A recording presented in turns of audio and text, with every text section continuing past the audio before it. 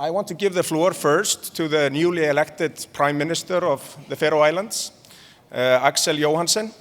He just finished his first month in office. So, Aksel, the floor is yours.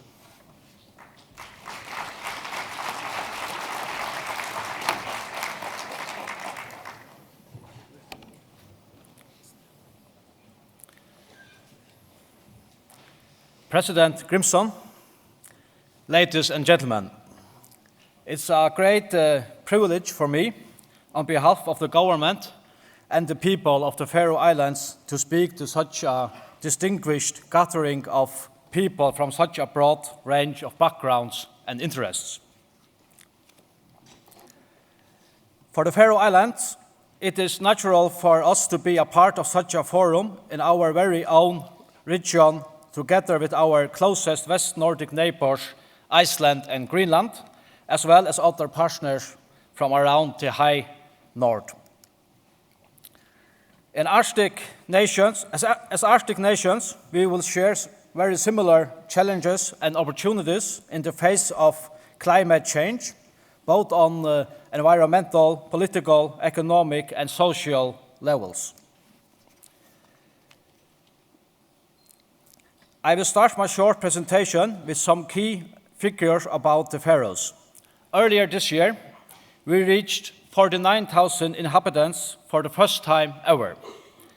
The last couple of years, we have experienced high economic growth, having a very low unemployment rate. This is mainly due to growth in the fisheries, aquaculture, shipping, and tourism. The government seeks an active foreign policy in the coming years. We will seek independent membership of Nordic, European, and international organizations, including the Nordic Council, EFTA, WTO, and IOC. And we will also take greater advantage of the opportunities in Arctic cooperation. As an island nation in the West Nordic region of the Arctic, the Faroe Islands have very many political, economic, and social challenges, but we also have opportunities in common with our neighboring countries and communities across the high north.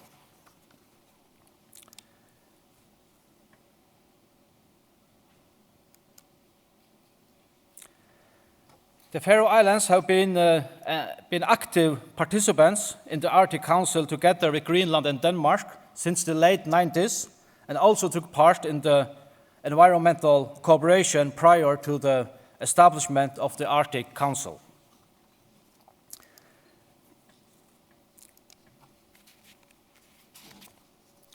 Faroe's contributions to Arctic cooperation are a natural part of the continued development of the Faroe Islands as a relevant and constructive partner in international cooperation in the region. In 2012, the government of the Faroe Islands commissioned a strategic assessment to provide a deeper and broader understanding of the challenges and potential of the Faroe Islands in the Arctic region.